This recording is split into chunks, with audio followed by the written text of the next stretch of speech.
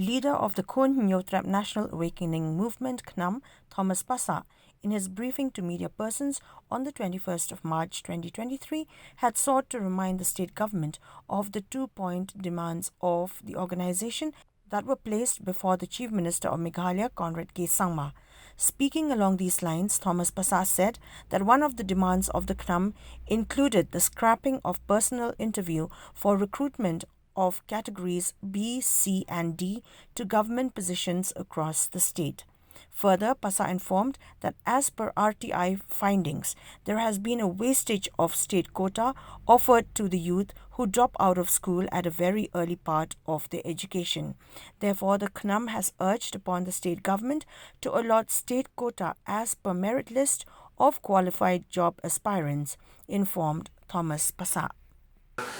Halor ketua jingdawa ka jongi ba dei ban penduk no ya ka personal interview haka ba dei bat ka grup B, C, bat D post. Ini kadai kumbang ilai I na kalian ka sarkar India nadu ka notification bigala pemi haka khandu tarik menai nomba aja kat sana. Kila ada penduk ki personal interview haka B, C, bat D. Kanong remi kalong ba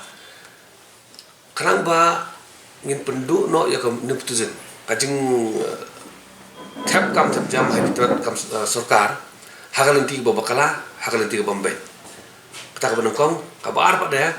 ba nakaliang ka to notification jong government of India kila to sai kedar kini ki pelong ini ki personal interview banongkong ka pensop ikai ya ka port jong ki officers jong ki department of affairs nang ta pa daya ka pensop ru ya pelaksa juga sarkar te hak bari bakani hadin u arja nadu strik jonori arja khandri ka sarkar India kan awen ya kata person interview but kumjuru are politely state hapo kar India borok ki awen lor tina kali ngajungi hato ko na ai jing tho sha chief minister ba ngir ngiri ban bud ikne ka senjam krang ba gar rukom thungkam jong ki hakikat sarkar per